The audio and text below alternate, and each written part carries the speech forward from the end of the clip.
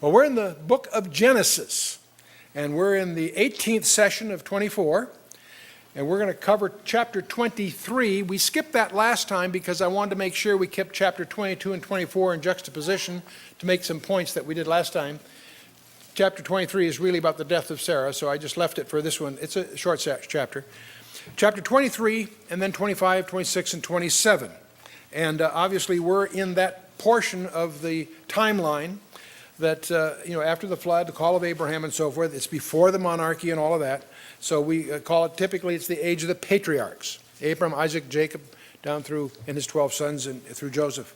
And so we've been through what I call Unit 1, the first 11 chapters, which some people call prehistory, the flood of Noah and all of that. But from Genesis 12 on, we have the patriarchs, and we've been through from 12 to 20. We've talked about Abraham, and 21 through 27, we had Isaac, and we're going to now go through 4 chapters. The death of Sarah, we'll cover in chapter 23. Then the birth of the twins, Esau and Jacob. And the plot starts to thicken as we get through that.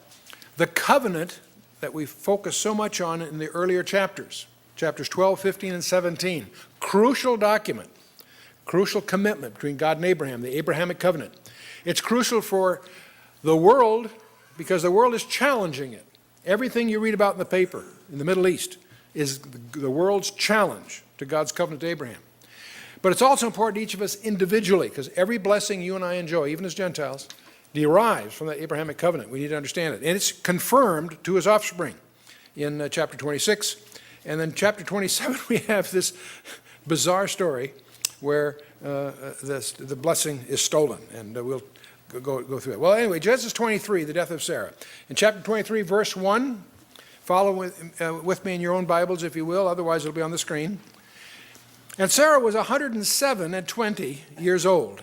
And these were the years of the life of Sarah. And Sarah died in Kiriath Arba. The same is Hebron in the land of Canaan. And Abraham came to mourn for Sarah and to weep for her. And so she was his princess. He revealed this, in his sorrow, the depth of soul that had encouraged him through these previous adventures. And he broke forth into weeping. And the Hebrew words for mourn and weep carry both those ideas. These are very intense. It's just a brief phrase here in our translation, but the Hebrew carries it. It's interesting that Sarah is the only woman whose age, death, and burial are recorded in the Scripture. Not make a big thing of that, except it's a point of honor. In that way alone, she's uniquely honored. So we could spend more time on that, but that's pretty straightforward. Let's move on. Abraham stood up from before his dead and spake unto the sons of Heth, saying, I am a stranger and a sojourner with you. Give me a possession of a burying place with you, that I may bury my dead out of my sight. And so he's going to buy a cave, very important cave, Machpelah. And Isaac at this time, by the way, is about 37.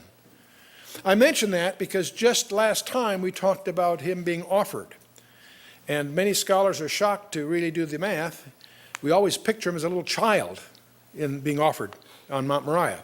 And there's a number of us that infer, we can't prove it, that he probably was in his early 30s. But here he is at 37 when Sarah dies, which is the next chapter. Anyway, we'll go on here.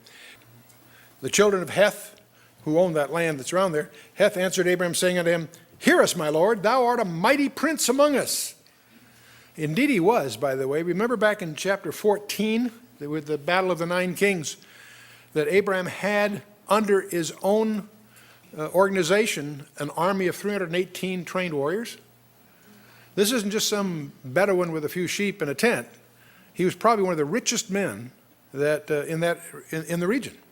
And we need to recognize that. So anyway, and they acknowledge it here. Thou art a mighty prince among us. In the choice of our sepulchres, bury thy dead. None of us shall withhold from thee his sepulchre, but that thou mayest bury thy dead. In other words, take what you want. And he's not going to do that. Abram stood up and bowed himself to the people of the land, even to the children of Heth, and he communed with them, saying, "If it be your mind that I should bury my dead out of my sight, hear me, and entreat for me to Ephron, the son of Zohar, that he may give me the cave of Machpelah, which he hath, which is in the end of his field. For as much money as it is worth, he shall give it me for a possession of a burying place amongst you." Don't misunderstand the language here. He's not talking about getting it for free. He's going to purchase it.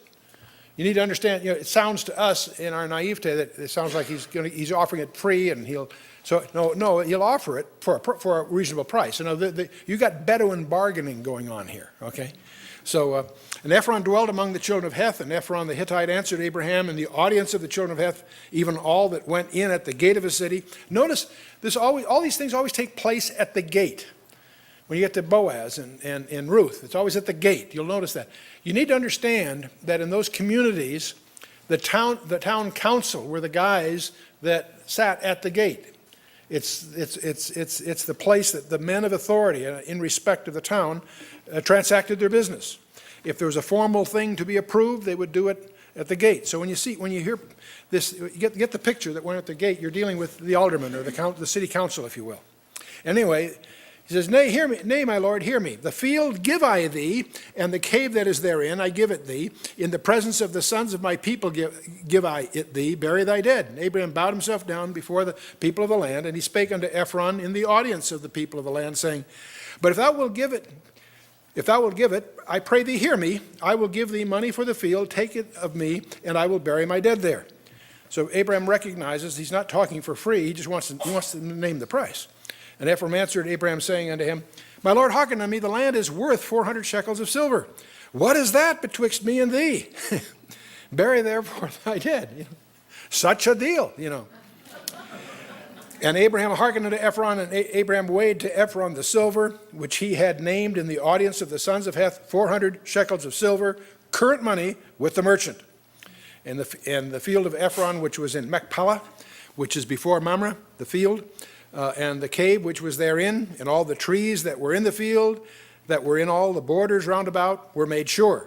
And Abraham for a possession in the presence of the children of Heth, before all that went in at the gate of the city. It's interesting that God has granted them, Abraham and his descendants, the land. Nevertheless, Abraham insists upon purchasing it's the only piece of ground he owned on the planet Earth, a place to bury his dead. Machpelah. There's a mosque built there now, but it's a very, very revered place there in Hebron. But it's interesting, as you hear about all these so-called settlements, do you realize that those were purchased from the Arabs at inflated prices over the years? They didn't just take them, they bought them. So that's something the press never brings out. But anyway, let's get back to this. Verse 19, "And after this, Abraham buried Sarah his wife in the cave of the field of Machpelah, before Mamre. The same is in Hebron, in the land of Canaan." And so Machpelah means double cave. It's sort of a double cave. And it became the burial place not only of Sarah, but Abraham will be buried there, Isaac will be buried there, his wife Rebekah will be buried there, and both Jacob and Leah will be buried there. Rachel will be buried near Bethlehem. Rachel's tomb near Bethlehem is another very revered place in the Jewish community. But Machpelah is legendary, as you can probably imagine. So anyway, that's Abraham's purchase of this. That's essentially chapter 23. Chapter 24 we took last time. That was where Abraham then commissions his business partner, his servant Eliezer, to get a bride for Isaac. We went through all that last time. Now we get to chapter 25, the birth of Esau and Jacob. Then again, Abraham took a wife, and her name was Keturah. This is wife number 3, in a sense. Now, you can argue that one is a concubine, and many people misunderstand that. A concubine is not a whore. A concubine is like a second-level wife. She had certain legal rights, certain status. And so often when you read the Bible, you may miss that. There is a distinction. In this case, we have Keturah. I want you to understand this because, we're all familiar with the fact that he had a wife by the name of Sarah who had a son Ishmael and then Isaac, right? Sarah's died. He's taken Keturah. You want to understand who the descendants of Keturah are, we're going to go through that here. And she bare him Zimran, Jokshan, Medan, Midian, Ishbak, and Shua. In turn, Jokshan begot Sheba and Dedan. I'll show you this on a chart here in a minute. And the sons of Dedan were Asherim, Lechuim, and Lubimim. And the I-am ending, by the way, is a plural. In certain Hebrew, not all, but certain Hebrew nouns, the I-am is a plural. Okay, in English, we often just add an S to make it plural. Well, in certain categories of Hebrew nouns, there's an I-am ending. And so the Asher in plural would be Asherim, and Letush would be Lechuim, Letushim. And anyway, I can mispronounce more of them if you like, but we'll go ahead. And the sons of Midian, Ephah and Epher, and Hanoch, and Abida, and Eldah. And all these were the children of Keturah. Now, let's just take a look at this on a chart. It may help you. Abraham had Sarah, and he had Hagar, right? And he had Keturah. Sarah had Isaac, and through her handmaid at the time, Hagar, he had Ishmael. And now under Keturah, he has six others. Zimran, Jokshan, Medan, Midian, Ishbak, and Shua. I want you to get the broad, you don't have to remember the names, we get the broad picture here. Now, Jokshan had Sheba and Dedan, and the reason, under Midian, we had Ephah, Epher, Hanoch, Abida, and Eldah. The reason this is interesting is that Sheba and Dedan are principal cities in Saudi Arabia. From the tribes of Sheba and Dedan come those that are the purest, in a sense, of Saudi Arabians, okay? But in addition to that, these others under Midian are those that you would call Bedouins. I want you to notice that the Saudi Arabians and the Bedouins would be most, in their purest sense, would be derivative of Keturah. Notice that they're not descendants of Sarah, okay? They are sons of Abraham in a second level sense. Okay. Abraham gave all that he had unto Isaac, but unto the sons of the concubines, which Abraham had, notice that's plural, there may have been others, Abraham gave gifts and sent them away from Isaac his son, while he yet lived eastward unto the east country. The concubines is plural, if for no other reason than you talk about Hagar and Keturah. But there's even a suggestion in some scholars, this isn't intended to necessarily be exhaustive, okay? All the days of the years of Abraham's life, which he lived, 115. And Abraham gave up the ghost and breathed out his breath, is what the Hebrew actually says, or breathed his last is another way of saying the same thing. He gave up the ghost, and he died in a good old age, an old man, and full of years, and was gathered to his people. That's an interesting expression. It's interesting, if for no other reason, than in Luke 16, Jesus refers to Lazarus, who died, who went to Abraham's bosom. The whole concept of Sheol, which is the Hebrew term for the abode of the dead, it's not the grave. You can own a grave, you can't own Sheol. Understand there's a major distinction between the grave in a physical sense and Sheol, which is the abode of the departed spirits. Okay? Roughly the equivalent Greek term is Hades. It has a good and a bad region within it. So Sheol had a good place and a bad place inside, if you will. And Hades, when you get to the Greek, the New Testament's in Greek, the word Hades embodies the same thing. Luke 16 is perhaps your primary glimpse into what's going on here. Okay, and I don't want to derail this discussion to get in all of that, except it's interesting that this expression, Abraham's bosom, is the one the Lord himself uses to describe what I'll call the good part of Sheol, if you will, okay? And you may recall the rich man in Luke 16. By the way, that's not a parable. Luke 16 is not a parable, it's an actual description. There was a rich man and there was a beggar named Lazarus. In parables, people don't have names. And so the rich man is in torment. He's in Sheol, but he's in a place where he's in torment. He knows that there's Lazarus. Let Lazarus touch his finger and dip my in water and cool my tongue. And it's explained to him that he can't get from one side to the other. It's interesting that they know about each other. He knows that Lazarus is there. He doesn't complain. He knows he's got his just due. But he says, if that's the case, then tell my brothers So he recognizes he could have avoided where he is if he had repented. Luke's a tremendous insight here. We generally view that when Jesus at the cross, when he goes to Sheol to preach, to announce his victory, he takes those in Abraham's bosom with him. That's the inference that we draw. And not free of controversy, but that's the general view. And it's interesting that rich man is still waiting today for that cool touch of water. Heavy stuff. But anyway, moving on. Verse 9. And his sons Isaac and Ishmael buried him in the cave of Machpelah, in the field of Ephron, the son of Zohar, and the Hittite, which is before Mamre. The field which Abraham purchased of the sons of Heth, there was Abraham buried, and Sarah his wife. And it came to pass after the death of Abraham, that God blessed his son Isaac, and Isaac dwelt by the well Lahai Roi. That was the well where he first encounters Rebekah, you may recall, the well of he that sees me, and so forth. And that was the place where, that was the well that Hagar was rescued by God in a certain sense. So back in chapter 16, you may recall. And so that's where Isaac was meditating when he received his wife, Rebekah. And this is a place where God answers prayer. Anyway, now these are the generations of Ishmael. We're switching now. We're going to talk. Often in the Bible, the secondary ones get brought first and set aside. We're going to talk about, get this family tree out of the way before we get into some other stuff. Now these are the generations of Ishmael, Abraham's son, whom Hagar the Egyptian, Sarah's handmaid, bare unto Abraham. It's interesting that it emphasizes their lineage here. Hagar the Egyptian.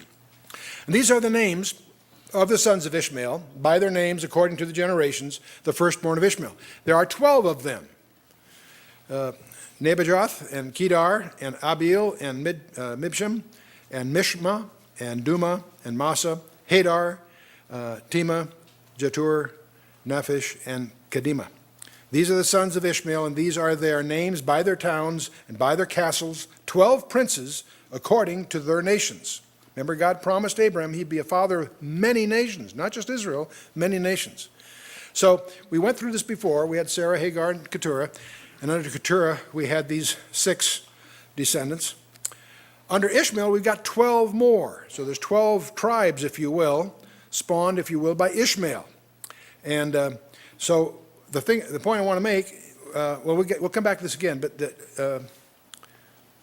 we'll come back to this. And these are the years of the life of Ishmael, 137 years, and he gave up the ghost and died and was gathered unto his people, and they dwelt from Havilah unto Shur, that is, before Egypt, as thou goest towards Assyria, and he died in the presence of all his brethren. All of this is south and east of the land of Israel. Now these are the generations of Isaac, Abraham's son. These are the generations of Isaac, Abraham's son. Abraham begot Isaac, and Isaac was 40 years old when he took Rebekah to wife, the daughter of Bethuel, the Syrian of Paddan-aram, and the sister of Laban the Syrian. And Isaac entreated the Lord for his wife because she was barren, and the Lord was entreated of him, and Rebekah his wife conceived. And the children struggled within her. See, there's more than one. These are the twins. And she said, if it be so, why am I thus? And she went to inquire of the Lord. Interesting, Rebekah is quite a gal. She's quite a spunky gal in a lot of ways, as we'll see. But when she's got a question, she goes to the Lord. And the Lord said unto her, 2 nations are in thy womb. How'd you like that, girls? Huh? 2 nations are in thy womb, and 2 manner of people shall be separated from thy bowels. In other words, these 2 people, not only are there 2, but they're very different from one another, as you'll see. The one people shall be stronger than the other people, and the elder shall serve the younger. Now that's an exception to the normal rule. The firstborn is the one that usually was the priest of the family. The firstborn had a double portion in the inheritance. Firstborn was not just the fact that he was born first. The word firstborn means more than that. The firstborn is like a title. He's the leader. Jesus Christ is called the firstborn of creation. In the book of Colossians and Laodicea, both use that strange expression. It doesn't mean there's more born. It means that it's a title of eminence, if you will. Anyway, and when her days to be delivered were fulfilled, behold, there were twins in her womb. The first came out red, all over like a hairy garment, and they called his name Esau. And it's interesting, I won't get into all the play on words here. We're going to find all through this, we're going to miss a lot because there's all through this some real plays on words in the Hebrew. But it turns out the name for red and the name for Esau are very similar if you accent the syllables slightly differently. So it doesn't sound like, in English it obviously isn't, but in Hebrew it was. And after that came his brother out. He came in later, so he's younger. And his hand took hold on on his heel. Apparently the infant actually grabbed a hold of his twin brother's heel. And his name was called Jacob, or Yaakov actually. And Yitzhak was 80 years old when she bare them. And the boys grew. And Esau was a cunning hunter, a man of the field. And Yaakov was a plain man, dwelling in tents. And Yitzhak loved Esau because he did eat of his venison, but Rebekah loved Yaakov, or Jacob. Therein lies the problem, by the way. You got a divided parents here, and that leads to problems, always does. And it's interesting to really get the picture. Esau is a man of the outdoors. I'll add my own interpretation, a man of the world, if you will. A hunter, very skilled, crafty hunter. He's going to get out-crafted by his younger brother, as you'll see shortly. But the other thing, of course, being a man of the field, he had a lot of appeal to his father. Isaac liked that, as most guys would, you know. You can easily visualize Isaac giving a Harley Davidson for his birthday. I mean, that's you get the picture. Jacob was a man of the tents. He's an indoor guy. And Rebekah, for probably lots of other reasons too, loved Jacob. So we have this rivalry, one parent favoring one and the other. Now Jacob means, or Yaakov, actually means, may he protect. That is, may God protect him. But the word sounds, agab means heel.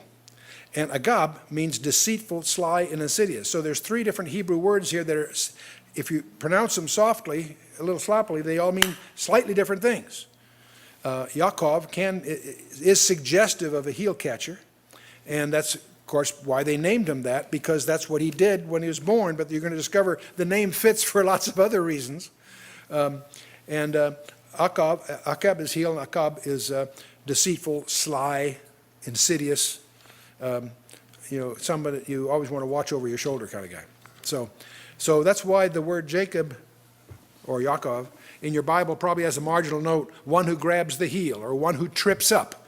A heel catcher is often used as a summary label in the English for Yaakov. Now it's interesting, when you get to Paul in the book of Romans, Paul hammers away 3 chapters of his definitive statement of Christian doctrine called the book of Romans. Chapters 9, 10, and 11, he hammers away that God is not finished with Israel. It's amazing how it's too bad more Christians don't recognize that God has got a destiny for Israel that's very paramount. But Romans 9 is on its past, and in Romans 9, starting at verse 11, Paul makes some interesting remarks about all of this. He says, for the children being not yet born, neither having done any good or evil, that the purpose of God according to election might stand, not of works, but of him that calleth, namely God. It was said unto her, the elder shall serve the younger. And it is written, Jacob have I loved, but Esau have I hated. You say, boy, that seems unfair. That was before they were born. Well, that's a little misleading in my mind, because God knows what's coming. And if you're going to do something despicable, he knows about that in advance. Okay? And now in this case, it gets, Esau, God loves the sinner, don't misunderstand me. But Esau despised his birthright. That's his sin. Not selling it to Jacob, except to the extent that it manifests the fact they had no regard for it. That's the problem. We'll get through this.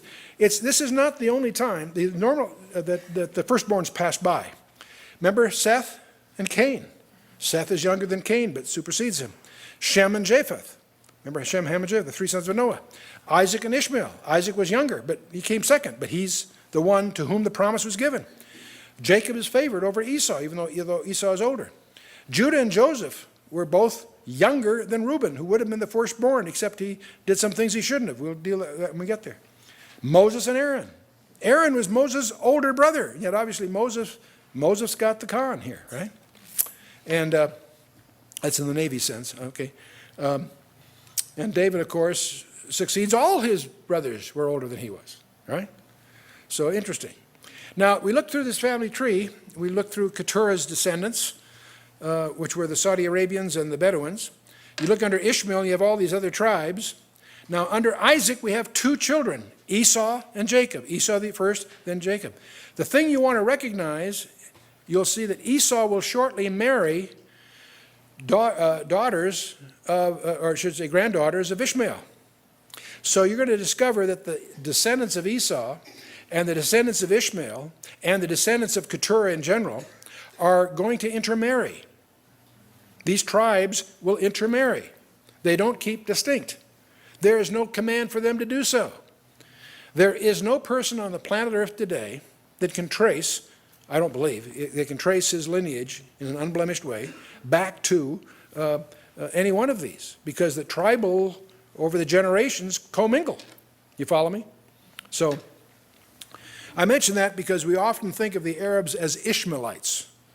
And you can use that term connotatively, if you will, just as the press uses the term Arabs connotatively. What do you mean by an Arab? Do you mean someone that lives in Saudi Arabia? Are you excluding Syria? You know, and so forth. You certainly exclude Iran, the Persians. They don't regard themselves as Arabs. But see, our press, what they really mean are Muslims, but they don't want to use that term, so they call them Arabs. But it doesn't mean they're sons of Ishmael or even sons of Esau, because they could be sons of Keturah outside, sons of Keturah rather than from Hagar. You follow me? That whole amalgam, that whole bucket, if you will, are what's loosely, connotatively called Arabs. Denotatively, an Arab is someone that lives in Saudi Arabia, and most people don't mean that, where they use the term in a connotative sense. So that just will add to the confusion as you read your papers, because the press has no concept of what an Arab is. They have no concept of what a Palestinian is. I won't get into that here. Let's go on. Verse 29. Job, he boiled some pottage.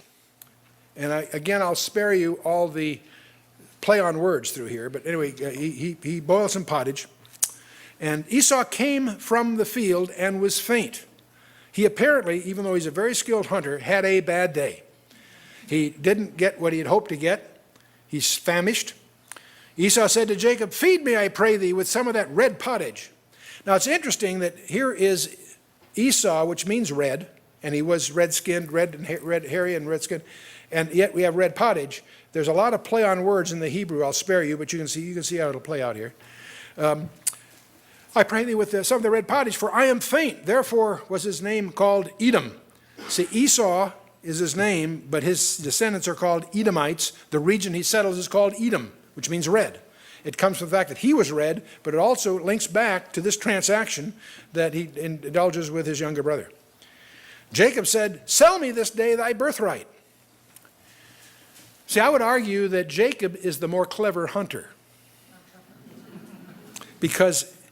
And this is sort of interesting because it was prophesied that he would get the birthright, but he indulges it by this transaction. So now Esau says, "Behold, I am at the point to die. What profit shall this birthright do to me?" Now he can be expressing this in terms of his exasperation or his desire for this, but he's also in the same breath disdaining what good is the birthright anyway. He doesn't regard it. He doesn't take it seriously. It's not important to him. Jacob said, "Swear to me this day," and he swore to him, and he sold his birthright unto Jacob. Big mistake, Esau. Big mistake. Has eternal consequences. Then Jacob gave Esau bread and pottage of the lentils, and he did eat and drink and rose up and went his way, and Esau despised his birthright. And there's all kinds of scholastic guessing at what kind of lentils. There were Egyptian beans that Esau may not have been known about. There's all this background that's really tangential to the main issue here. And so Jacob, the second-born, had the birthright, and he was a calculating but very quiet man. He recognized the value of that. And he manipulated his brother to giving it up. And so now he probably knew the oracle from back there that was announced at his birth. I'm sure Rebekah didn't refrain from mentioning that a lot. So Jacob is probably just waiting for his opportunity here. Now Esau is, portrayed as emotional, fainting and gasping, famished, and so forth. Gulping is suggested in verse one of these verses, and he was more like an animal that had been trapped with bait here. And anyway, let's move on. Genesis 26. And there was a famine in the land beside the first famine that was in the days of Abraham. And Isaac went unto Abimelech, the king of the Philistines, unto Gerar. Gerar, a lot happens at Gerar. Gerar is about halfway between Canaan and Egypt. It's a border kind of place. And here he comes to Abimelech. This is not the same Abimelech we ran into under Abraham. This is one of the reasons we recognize the word Abimelech is probably a title, not a proper name. Okay? And he went unto Abimelech, the king of the Philistines, unto Gerar. The Lord appeared unto him and said, Go not down into Egypt. Dwell in the land which I shall tell thee of. Sojourn in this land, and I will... Sojourn, by the way, implies that you live there, but you regard yourself as a stranger. You're passing through, so to speak. You and I really should be sojourners on the planet Earth. We live here, but this ain't our home. We're displaced persons. Sojourn in this land, and I will be with thee, and I will bless thee, and for unto thee and unto thy seed I will give all these countries. Who is he talking to here? Who's God talking to here? Anyone? Isaac. This sounds familiar because it was said to Abraham. I want you to recognize God is confirming the covenant to Isaac here. I'll be with thee, I'll bless thee. For unto thee and thy seed I will give all these countries, and I will perform the oath which I swear unto Abraham thy father. And I will make thy seed to multiply as the stars of heaven. And I will give unto thy seed all these countries. And in thy seed shall all the nations of the earth be blessed. That all echoes familiar because it's a recounting of the commitment that God gave Abraham, now being reconfirmed to Isaac. Because that Abraham obeyed my voice and kept my charge, my commandments, my statutes, and my laws. And Isaac dwelt in Gerar. And the men of the place asked him of his wife, and he said, She is my sister. That sound familiar? Abraham did it a couple of times, now Isaac picks up on it, right? I have a surprise for you on that. We're going to get in a little bit to the tablets at Nuzi. And they have discovered that in that region, there was a concept that you could elevate your wife to a position called sisterhood. And see, you and I assume, and with some validity, that one reason he's doing this is to save his own life. What we fail to appreciate, because we don't understand the customs at that time, that was not unusual to designate your wife up a notch to be a sister. It sounds strange to us, and we're not familiar with that. There's a number of these things that come out of the Nuzi tablets I'll deal with shortly. Anyway, he says, She is my sister, for he feared to say, She is my wife, lest, said he, the men of the place should kill me for Rebekah, because she was fair to look upon. It's interesting that these guys, these patriarchs, they have good-looking women. Sarah was spectacular, obviously, for lots of reasons. Ask Pharaoh. He noticed that right away. He could take his pick. But Rebekah apparently has the same attraction. She apparently is a pretty sharp-looking gal. The men of the place should kill me for Rebekah because she was fair to look upon. Are there some parallels between Isaac and Abraham? Well, there was a famine. They both planned to go to Egypt. Isaac was forbidden to. They stay in Gerar, or Gerar, whatever, calling his wife a sister. That was chapter 12 as well as here in 20. The wife's a beauty in both cases. Abimelech's concern about committing adultery will be expressed. It was expressed back there. It's going to be expressed here. Abimelech's rebuke. Here, a pagan leader rebukes our patriarchs, both times. Interesting parallels. I want you to be sensitive to parallels, because I don't want to overemphasize this, because these are live, real stories of real people that had real passions and concerns and did some things right and made some things wrong and so forth.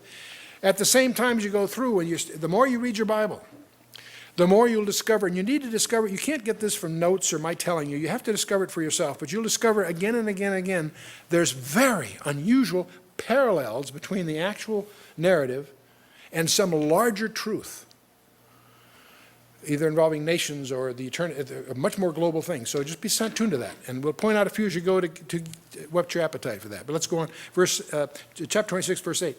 And it came to pass, when he had been there a long time, that Abimelech, the king of the Philistines, looked out at a window and saw, and behold, Isaac was sporting with Rebekah his wife. I don't think I need to amplify that. Right? You get the picture, right? And so there is some play on words here, because caressing her is Meshech, and it's a play on the word Itzhak. These in the Hebrew, if I could pronounce it properly, you'd see the similarities. There's word play all through this area, and it also the same word as for mockery. It's used that way. So there's like when Ishmael was mocking Isaac. So anyway, and Abimelech called Itzhak and said, "Behold, of a surety he is thy wife." He apparently could tell by the way they were playing around that this was no sister. Behold, of her surety, she is thy wife. And how saidst thou, she is my sister? And Isaac said unto him, because I said, lest I die for her. Abimelech said, what is this thou hast done unto us? One of the people might lightly have lain with thy wife, and thou shouldest have brought guiltiness upon us. And by the way, also thwarted the plan of God, incidentally. But let's move on.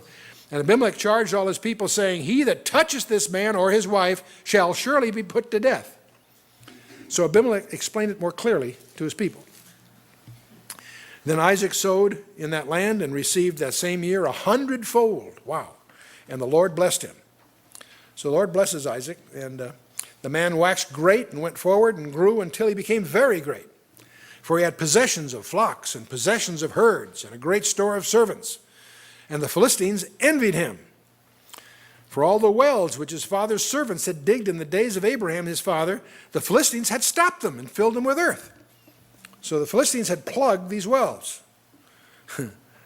Abimelech said unto Isaac, go from us, for thou art much mightier than we are. And Isaac departed thence and pitched his tent in the valley of Gerar and dwelt there. And Isaac digged again the wells of water, which they had digged in the days of Abraham his father, for the Philistines had stopped them after the death of Abraham. And he called their names after the names by which his father had called them. And Isaac's servants digged in the valley and found there a well of springing water. The herdmen of Gerar did strive with Isaac's herdmen, saying, the water is ours. And he that calleth the name of the well is Itzhak, because they strove with him. And see, the word Itzhak means contention, if you will. And because they strove with him. And they digged another well and strove for that also. And they called the name of it Sitnah, hatred, or again, a similar word to contention. And he removed from thence and digged another well, and for that they strove not. And he called it, the name of it, Rehoboth, which means room. We get some openness now. And he said, for now the Lord hath made room for us, and we shall be fruitful in the land. So Rehoboth means room, or like open spaces. And for now the Lord hath made room for us, and we shall be fruitful in the land. And he went up from thence to Beersheba. And again, Beersheba means well of the covenant, but it also means probably 7 wells. There's a pun involved there too. The Lord appeared unto him the same night and said, I am the God of Abraham thy father, fear not, for I am with thee, and will bless thee, and will multiply thy seed for my servant Abraham's sake. And he builded an altar there. That's Isaac. He built an altar there and called upon the name of the Lord and pitched his tent there. And there Isaac's servants digged a well. And Abimelech went out to him from Gerar, and Ahuzah, one of his friends, and Phicol, the chief captain of his army. By the way, small point, but Phicol probably also is a title, not a name, because we encounter him later on. We encountered him earlier in chapter 21, I believe it was. Anyway. And Isaac said unto them, wherefore come ye to me, seeing ye hate me, and have sent me away from you? And they said, we saw certainly that the Lord was with thee. That's an interesting observation of their enemy. That's an interesting observation. We saw certainly that the Lord was with thee.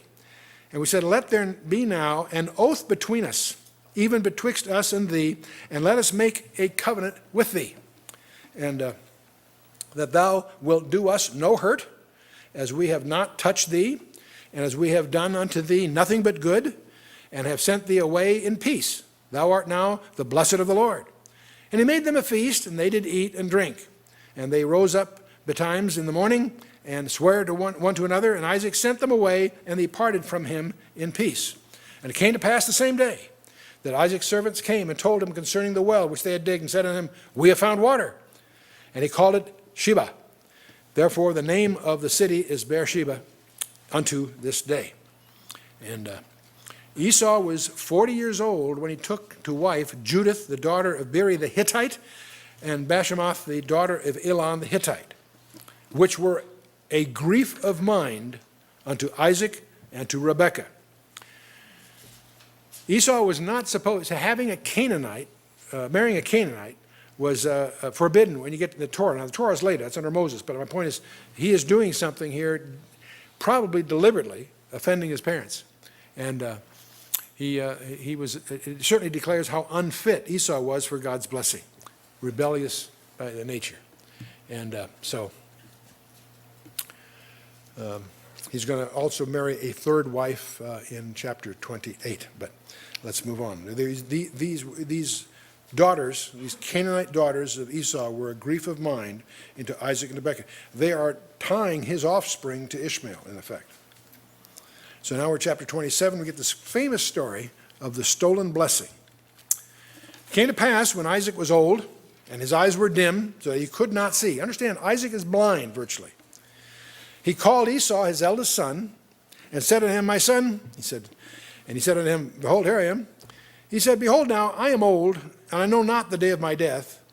Now therefore take, I pray thee, thy weapons, thy quiver and thy bow, and go out to the field, and take me some venison. Isaac loved the game that Esau would bring home, and he apparently was very good at it. He says, And make me some savory meat, such as I love, and bring it to me, that I may eat, that my soul may bless thee before I die. So he knows he's down at the final strokes here. And this is sort of he wants a special occasion here. Make me some venison, and he'll pass on the family blessing. Now Rebekah overhears all this, of course. Rebekah heard when Isaac spoke to Esau his son, and Esau went out into the field to hunt for venison and to bring it.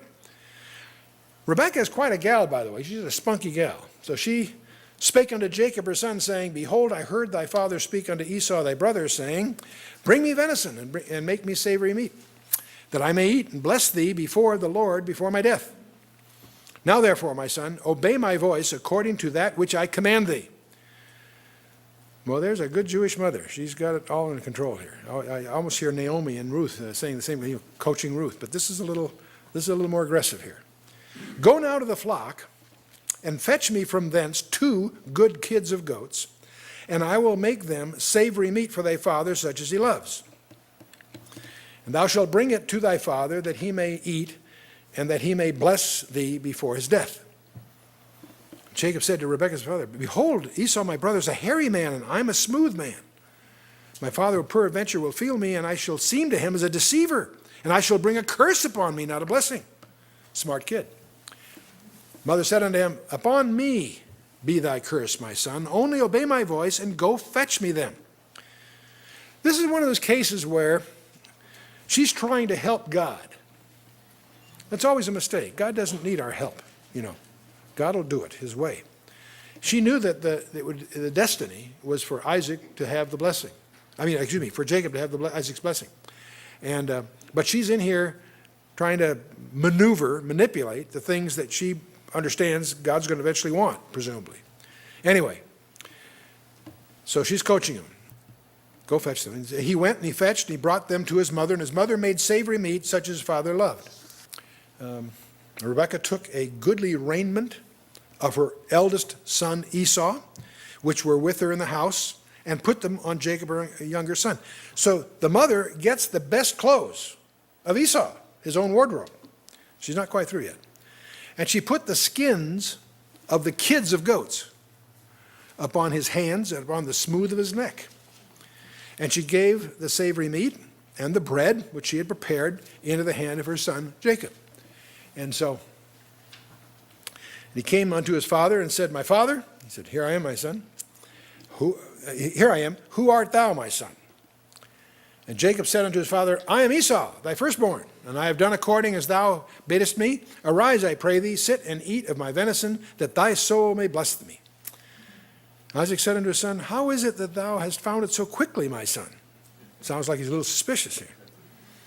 And he said, because the Lord thy God hath brought it to me, brought it before me. And Isaac said unto Jacob, come near, I pray thee, that I may feel thee, my son, whether thou be my very son Esau or not. He's apparently suspicious. Jacob went near unto Isaac his father, and he felt him, and he said, the voice is Jacob's voice, but the hands are the hands of Esau. And he discerned him not, because his hands were hairy as brother Esau's hands, so he blessed him. And he said, art thou my very son Esau? And he said, I am. He said, bring it near to me, and I will eat of my son's venison, that my soul may bless thee. And he brought it near to him, and he did eat. And he brought him wine, and he drank. And his father Isaac said to him, come near now and kiss me, my son. And he came near and kissed him, and he smelled the smell of his raiment. Sound like they need some laundry here, but anyway. And blessed him, and said, see, the smell of my son is as the smell of the field, which the Lord hath blessed. Therefore God give thee of the dew of heaven, and the fatness of the earth, and the plenty of corn and wine. Let people serve thee, and nations bow down to thee.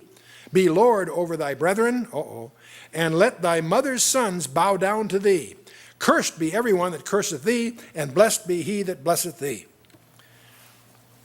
Well, it came to pass, as soon as Isaac had made an end of blessing Jacob, that Jacob was yet scarce gone out from the presence of Isaac his father, that Esau, his brother, came in from his hunting. No, here we go. And he also had made savory meat, and brought it unto his father, and said unto his father, let my father arise and eat of his son's venison, that thy soul may bless me. As Isaac his father said unto him, who art thou? He said, I am thy son, thy firstborn Esau. Now, Isaac trembled very exceedingly. He turned quite violent, apparently, and said, who? Where is he that taketh the venison, that hath taken venison, and brought it me, and I have eaten of all before thou camest, and have blessed him? Yea, and he shall be blessed.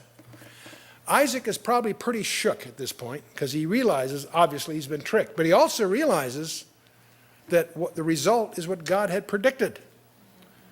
I'm not implying that God would have had it done this way had they not cheated, but the point is, Isaac is shook up for a couple of reasons. Not only has he been hoodwinked by his younger son, but he also realizes that this is God's will. And he would know that because it would bring into focus what was said at his birth. And there's no going back now. And so it's interesting that in Hebrews chapter 11, verse 20 in the New Testament, it says, by faith Isaac blessed Jacob and Esau concerning things to come. So it's a very strange way to express this. But Isaac is standing up to the challenge here that the blessing stands, that the right of the firstborn devolves on Jacob. Esau is going to be very bitter about it. So bitter that Jacob, under advice of his mom, flees for his life. And it's going to be many, many years before they encounter one another. And when they do, Jacob is terrified that Esau may seek his vengeance upon Jacob. And that's the climax yet coming. But when Esau heard the words of his father, he cried with a great and exceeding bitter cry, and said unto his father, bless me, even me also, my father. And he said, thy brother came with subtlety, and hath taken away thy blessing. So you and I think, gee, we don't understand. We think, well, a blessing, you can always bless somebody. I bless you, son. I bless you, too. That's, big deal. No, the blessing was a sanctioning of the rights of the firstborn, which were two primarily. Being the high priest of the family, and being entitled to a double portion of the inheritance. The firstborn was a status, a category, and it's not reassignable. Thy brother came with subtlety and hath taken away thy blessing. And he said, is not he rightly named Jacob? For he hath supplanted me these 2 times. He took away my birthright, and that's a little cheating there, because he sold his birthright under deals that they agreed to. And behold, now he hath taken away my blessing. And he said, hast thou not reserved a blessing for me? And Isaac answered and said unto Esau, behold, I have made him thy lord, and all his brethren have I given to him for servants. And with corn and wine have I sustained him. And what shall I now do unto thee, my son? And Esau said unto his father, hast thou but one blessing, my father? Bless me, even me also, my father. And Esau lifted up his voice and wept. And Isaac his father answered and said unto him, behold, thy dwelling shall be the fatness of the earth and the dew of heaven from above. And by thy sword shalt thou live, and shalt serve thy brother. And it shall come to pass, when thou shalt have dominion, that thou shalt break his yoke from off thy neck. And Esau hated Jacob because of the blessing wherewith his father blessed him. And Esau said in his heart, the days of mourning for my father are at hand. Then will I slay my brother Jacob. And these words of Esau, her elder son, were told to Rebekah, and she went and called Jacob, her younger son, and said, and behold, thy brother Esau, as touching thee, doth comfort himself, purposing to kill thee. Now therefore, my son, obey my voice and arise, flee thou to Laban, my brother, to Haran. That's 450 miles away. That's where they all came from originally. That's where the root family was, back in Haran. And she's going to send her beloved son away and never see him again, because she will die before he returns. So flee thou to Laban, my brother, to Haran. Tarry with him a few days until thy brother's fury turn away, until thy brother's anger turn away from thee, and he forget what thou hast done to him. Then I will send and fetch thee from thence. Why should I be deprived also of you both in one day? And Rebekah said to Isaac, I am weary of my life because of the daughters of Heth. If Jacob take a wife of the daughters of Heth, such as these, which are the daughters of the land, what good shall my life do me? So she's had it with her daughters-in-law. She wants to get some of wants Jacob to find some of their own kind.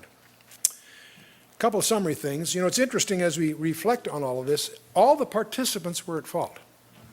It's easy to pin the rose on some particular one, but Isaac attempted to thwart God's plan by blessing Esau. It was God's plan. He announced at their birth that Isaac was to be the favored one, that Jacob was to be the favored one. But Isaac was really, in effect, trying to thwart God's plan in the first place. Esau broke the oath that he'd made with Jacob. He'd passed that birthright on for a deal. And Rebekah and Jacob both tried to achieve God's blessing by deception. So there's no high ground here. They've all been wrong. And of course, their victory would reap hatred and separation. Rebekah would never see Jacob again. And Jacob alone did not destroy the family.